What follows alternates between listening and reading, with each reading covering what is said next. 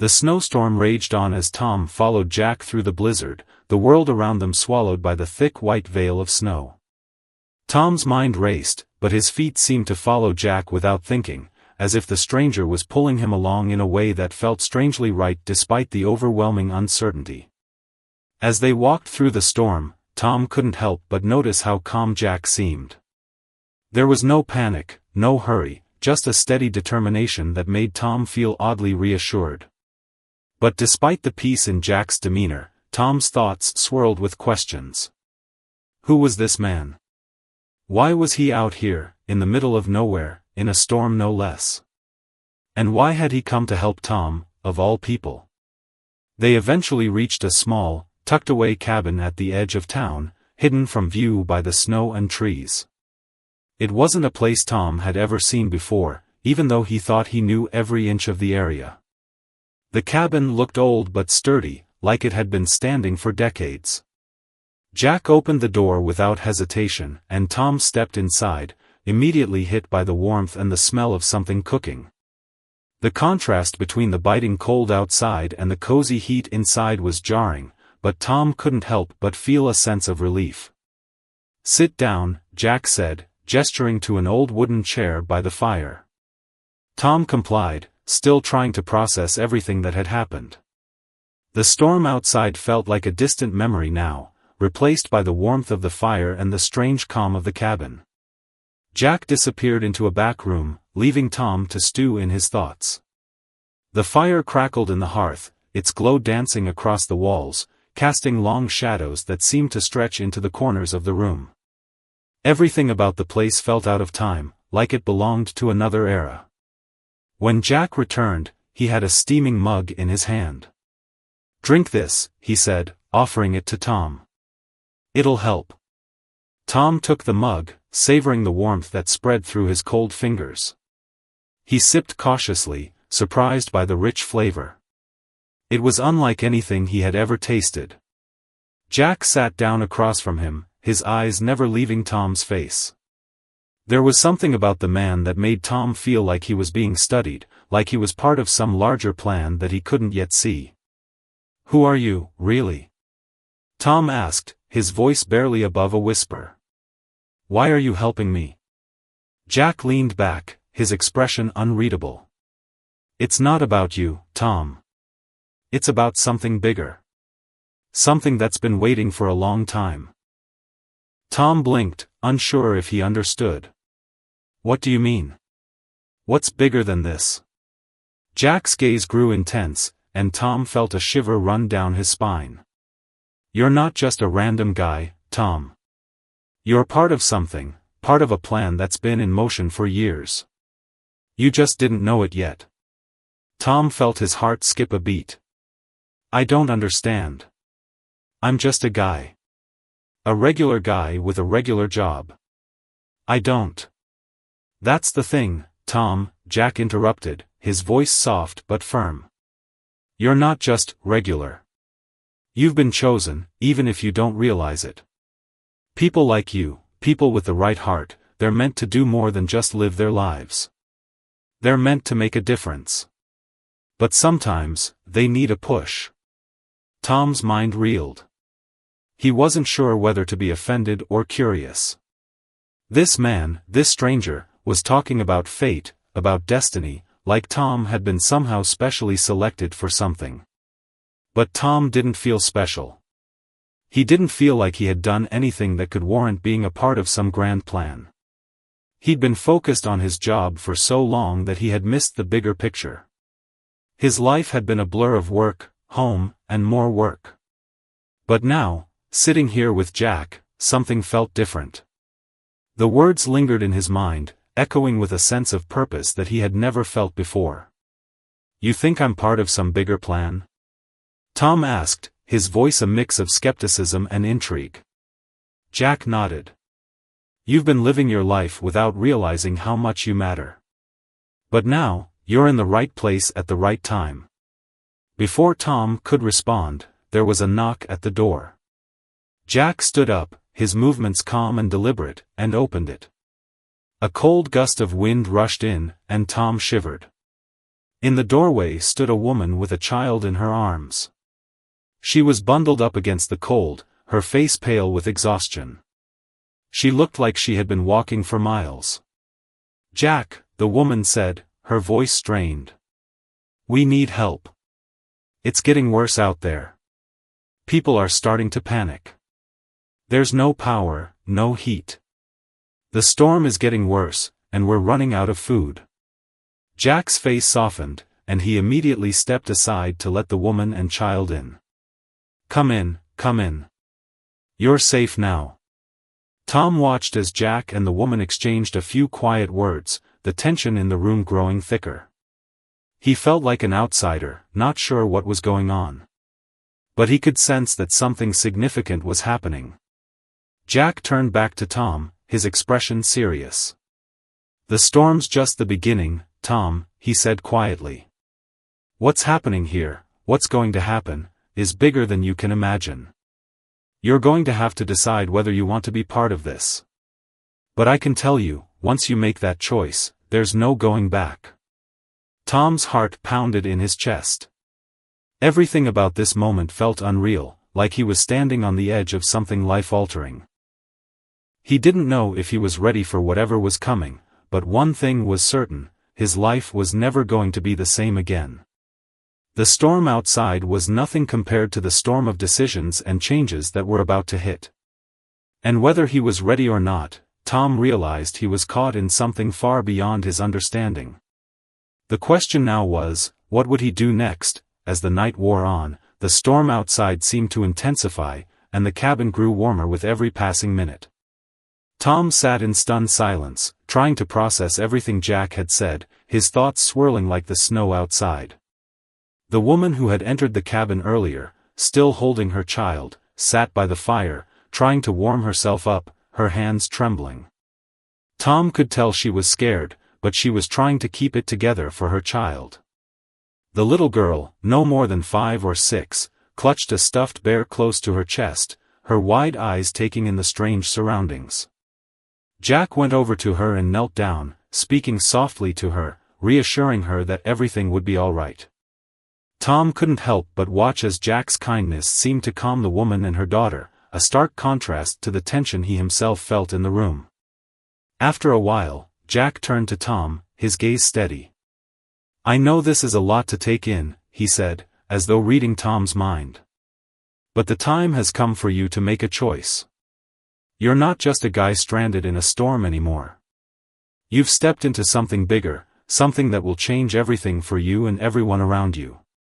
Tom shifted uncomfortably in his chair, his mind still reeling. He had been a man who prided himself on being practical, on solving problems with logic and reason.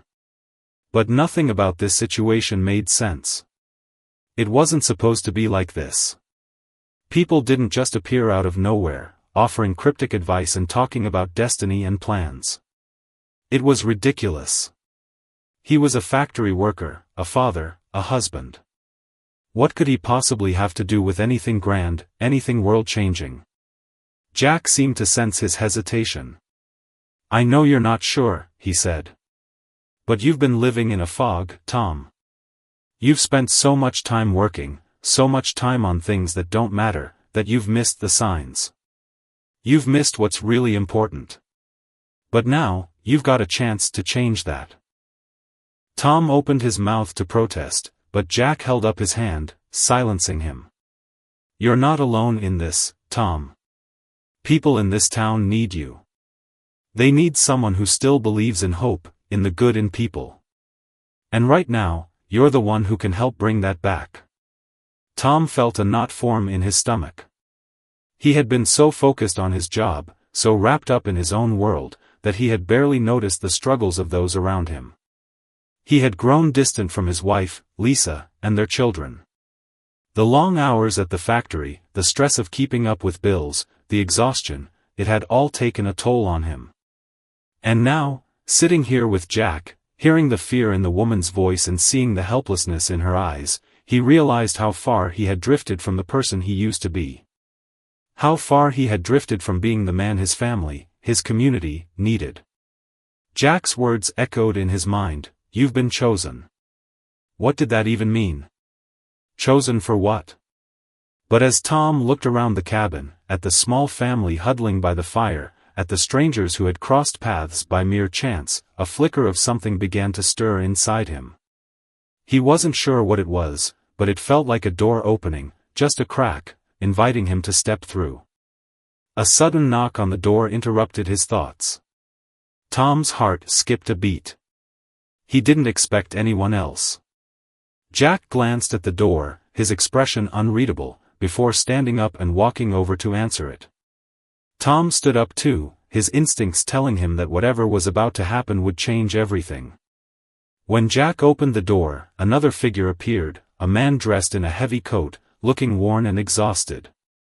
Behind him were more people, some in pairs, others alone, all trudging through the snow, desperate for shelter.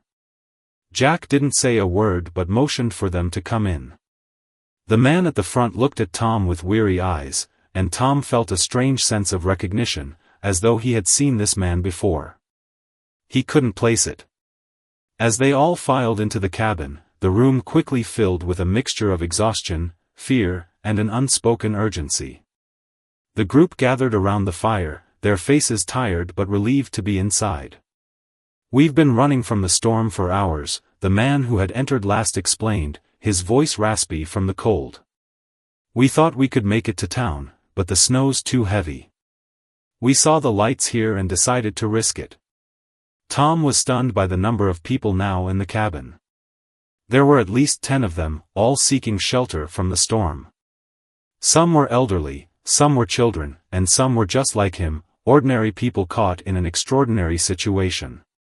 The small cabin now felt like a sanctuary, a refuge from the relentless storm outside, but it was clear that the storm wasn't just a natural disaster. It was something bigger, something that had thrown these people together in a way that seemed far too coincidental. Jack looked around at the gathered group, his voice calm and steady. "This town is in trouble," he said, addressing everyone in the room. "And it's not just the weather. There's a bigger storm coming, one that you all have a part in, whether you know it or not. What happens next is up to all of us." Tom felt the weight of Jack's words, but he still wasn't sure what to believe. A part of him wanted to dismiss it all as nonsense, some elaborate story made up by a stranger who had no idea what he was talking about. But as he looked at the faces around him, the tired eyes and hopeful expressions, something deep inside him began to stir. Maybe Jack wasn't as crazy as he seemed. Maybe, just maybe, this was the moment he had been waiting for. The moment when he could make a difference. Jack turned to Tom, his gaze unwavering. "It's time to decide, Tom. Will you help us?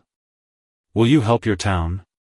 The question hung in the air, heavy with the weight of everything that had led to this point. Tom felt his heart race, the tension building inside him. This was it. This was the choice he had to make. There was no going back, no undoing whatever decision he was about to make. But deep down, he knew something had changed. The fog had cleared, and for the first time in a long time, he could see what mattered. He looked around at the people in the room, strangers, yes, but they were all united in their fear, in their need for hope. And for the first time in a long while, Tom knew what he had to do. He stood up slowly, his voice steady, though his heart pounded in his chest. "I'll help," he said, his words a quiet vow to himself and to everyone in the room. "I'll help however I can." The room seemed to breathe a collective sigh of relief. And in that moment, Tom knew that the decision he had just made would change not only his life but the lives of everyone in this small town. The decision Tom made hung in the air like a declaration of war, a promise that would irrevocably change the course of his life. As soon as the words left his lips, something within him shifted, as if an invisible weight had been lifted from his shoulders. The warmth from the fire seemed more inviting now, and the faces in the room, once weary and anxious, looked at him with a mix of gratitude and hope. Jack, who had been watching Tom closely, gave a slight nod of approval, but his eyes were filled with something more, something deeper. "You've made the right choice, Tom," Jack said, his voice full of quiet certainty. "Now, we can begin." Tom felt the weight of his decision settle in, the realization that his life would never be the same again. What had started as a simple trip home, a day that had seemed like any other, had transformed into something far greater. The storm outside was no longer just a force of nature, it had become a symbol of the chaos that was unfolding, a chaos that he was now a part of. Jack moved toward the group, his eyes scanning each face in the room, as though he were assessing their readiness for whatever lay ahead. "We're not just weathering the storm, people," Jack said, his voice strong and commanding. "We're going to fight back. This town has been stuck in a cycle for far too long, and it's time to break free. But it's not just about surviving the night. It's about creating a future where hope is real, where people believe in each other again." Tom tried to grasp what Jack was saying, but it still felt like a riddle, pieces of a puzzle that hadn't yet come together. The storm outside wasn't just a snowstorm, and the people in this cabin weren't just survivors seeking refuge. There was something more, something tied to the very heart of the community, something that Tom couldn't yet see. As Jack spoke, the room grew quiet, the fire crackling softly in the background. The woman with the child, who had been sitting near the hearth, stood up and walked over to Tom. Her face was tired, but there was a quiet determination in her eyes. "I'm Rachel," she said, her voice barely audible but firm. "This is my daughter, Lily. We've been on the run for days, but it's not just the storm. People are disappearing.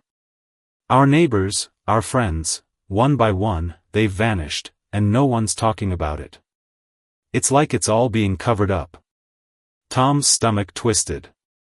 He had heard rumors, whispers of people missing, strange occurrences happening in the dead of night, but he had dismissed them as nothing more than town gossip. Now, standing face to face with Rachel, hearing the desperation in her voice, he realized how much he had underestimated the situation. "Why hasn't anyone done something about it?" Tom asked, his voice rough with the weight of the question. Rachel shook her head, her eyes darting nervously toward the door. "I don't know. People are scared. They don't know who they can trust. But we can't keep hiding. We have to do something." The gravity of the moment pressed down on Tom, and for the first time, he felt the full weight of what he had agreed to. This wasn't just about helping a few people get through a storm. This was about uncovering something darker, something that threatened everything he knew. Jack turned back to the group, his expression serious. "It's worse than we thought. The storm outside is just the beginning. The real storm is coming from within, and we have to act before it's too late." Tom felt a chill run down his spine. What did Jack mean by that? Was it possible that this wasn't just a freak weather event, but something orchestrated, something planned? And if so, why had he been chosen to help? What was his role in all of this? Jack looked at Tom, as if sensing his confusion. "You're starting to understand, aren't you? The storm is a distraction, a cover for something far worse. The town's been under the influence of a corrupt force for years. But there's a chance to stop it. But only if we move quickly." Tom swallowed hard. This wasn't some grand adventure, some heroic fantasy. This was real. Lives were at stake, and people were depending on him. But could he really make a difference? Could someone like him, just an ordinary man, do anything against whatever was behind this storm, this growing sense of fear and loss that was sweeping through his town? "We need to find out who's behind all of this," Jack continued, his voice low. "We need to expose the truth. But we can't do it alone. We need all of you." Tom looked around the room, at the people who had gathered here, their faces tired but resolute. They had all been through their own versions of the storm, their own personal battles, and now they were standing together, united by a common cause.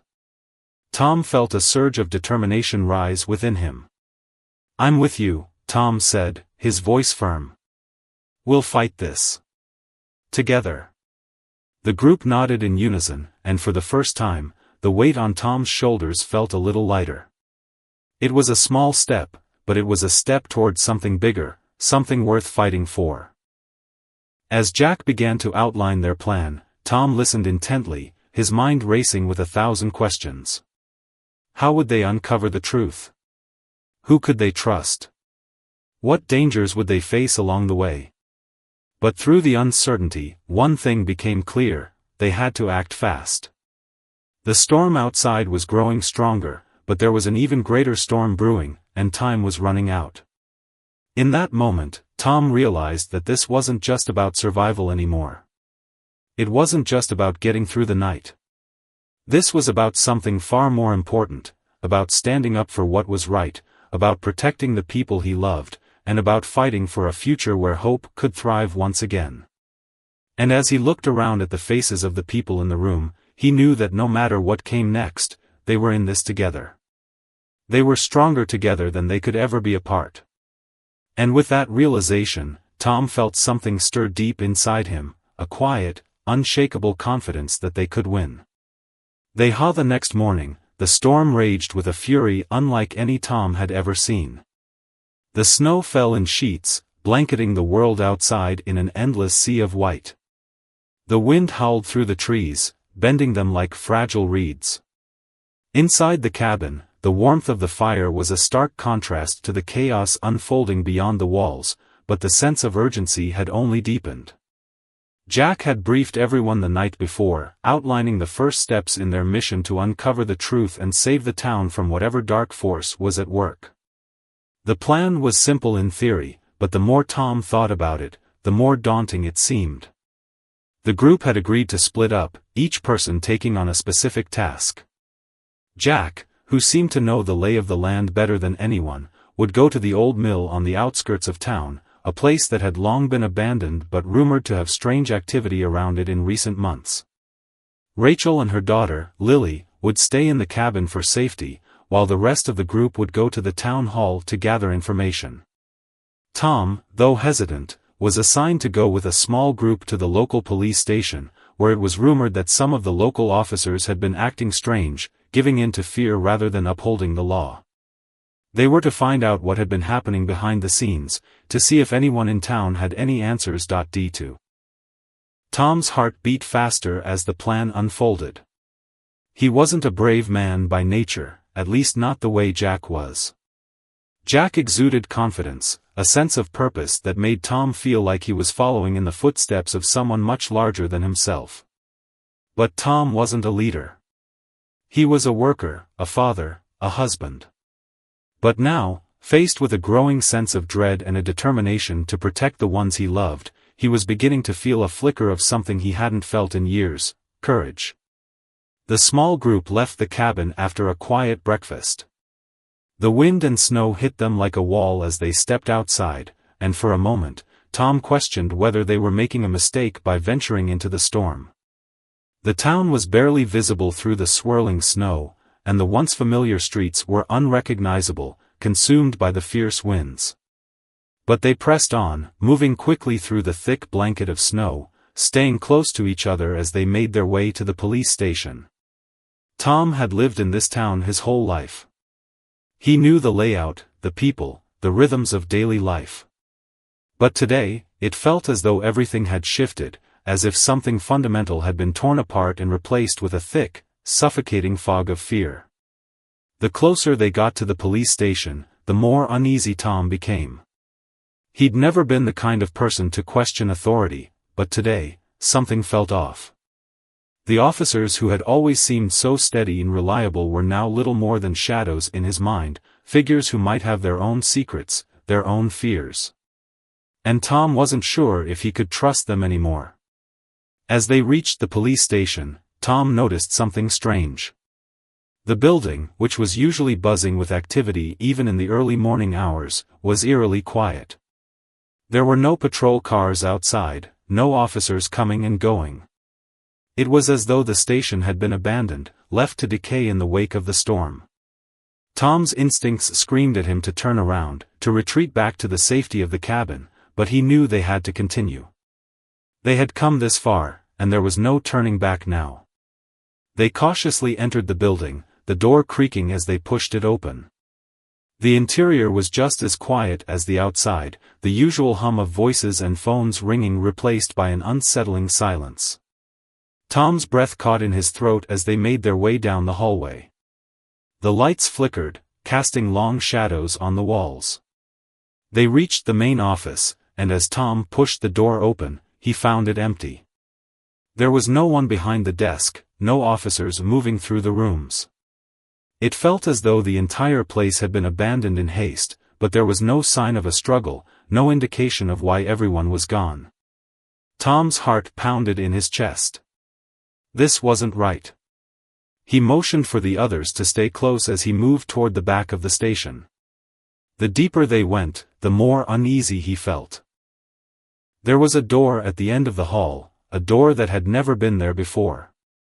He didn't know how he knew, but he could sense that whatever lay behind it was connected to the storm, to the fear, to whatever was happening in the town. With a nod to the others, he moved toward the door, his hand trembling as he reached for the handle. He turned it slowly, the metal cold against his skin. When the door opened, the sight before him stopped him dead in his tracks. In the dimly lit room, rows of files and papers were scattered across the floor. But it wasn't the mess that made Tom freeze, it was the man sitting in the center of the room, his hands tied to a chair. The man's face was bruised and battered, his clothes torn. Tom recognized him instantly. It was Officer Mason, a man he had known for years. Mason was one of the most dependable officers in the town, someone who had always upheld the law with pride. But now, he was barely recognizable. His eyes were wide with terror, his breathing shallow. "Mason?" Tom called out, his voice hoarse. He rushed to the officer's side, his mind racing with 1,000 questions. "What happened? Are you okay?" Officer Mason's head jerked up, his eyes flickering with recognition. He tried to speak, but his words were garbled, barely audible. Tom leaned closer, trying to make out what he was saying. "They're coming. It's not the storm." The words sent a chill through Tom's spine. He grabbed Mason's shoulders, shaking him lightly. "Who's coming, Mason? Who did this to you?" Mason's eyes widened in fear, and he shook his head, his body trembling. "You don't understand. You don't know what they're capable of. You have to stop them, before it's too late." Before Tom could ask another question, there was a loud bang, followed by the sound of footsteps approaching. Someone was coming. Without thinking, Tom motioned for the others to hide, pulling Mason out of the chair and into the corner of the room as the footsteps grew louder. His heart pounded in his chest as the door to the room creaked open. Tom's mind raced, whoever was behind this storm, whatever dark force had taken over the town, was about to reveal itself. And they had no idea what they were walking into. Suddenly, everything he had feared, everything he had doubted, became very real.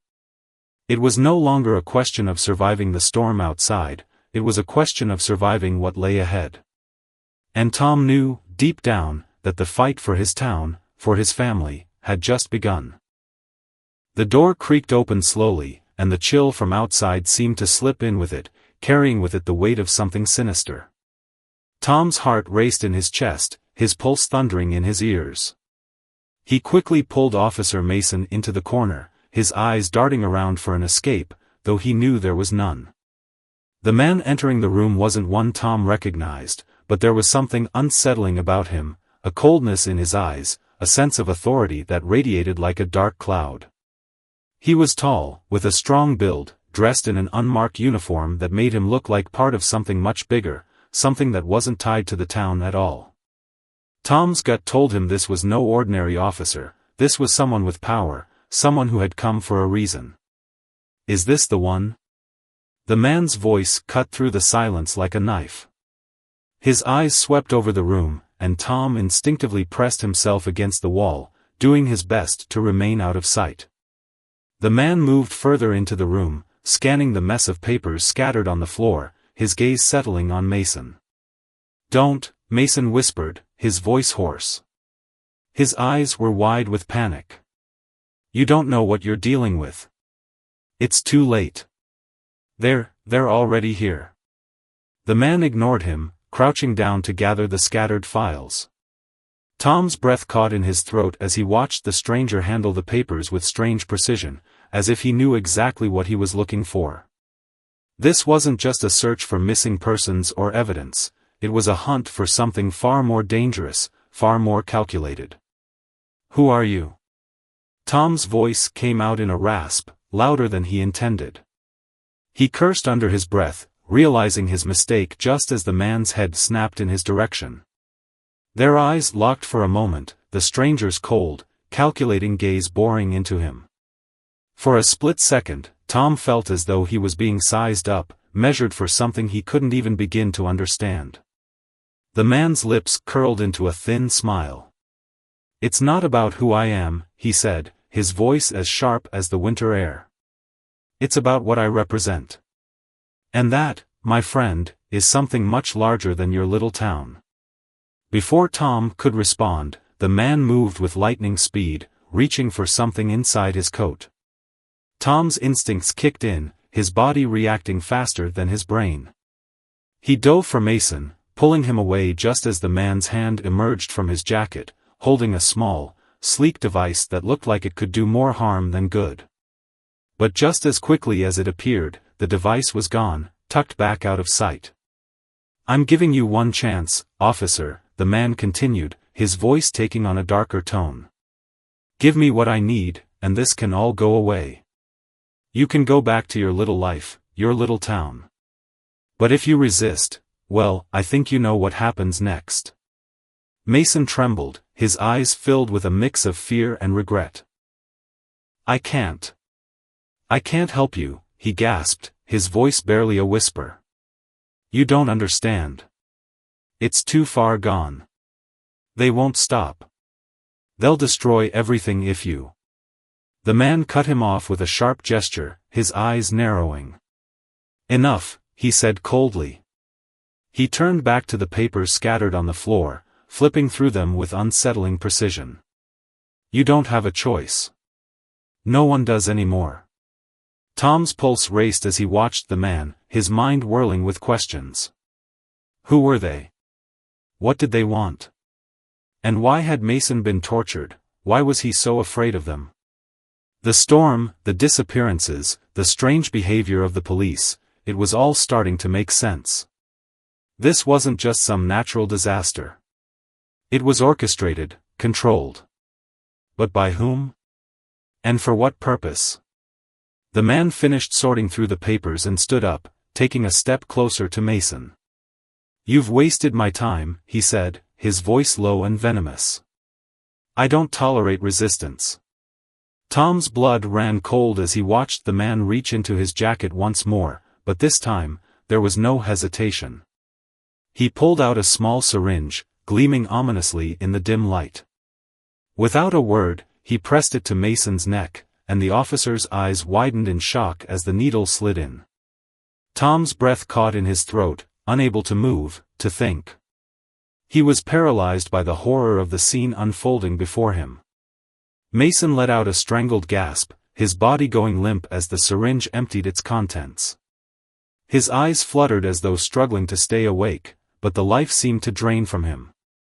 The man pulled the needle out and stepped back, watching as Mason collapsed in the chair, unconscious. You should have listened, the man muttered under his breath, his eyes flickering with irritation. Then, he turned to Tom, his expression hardening.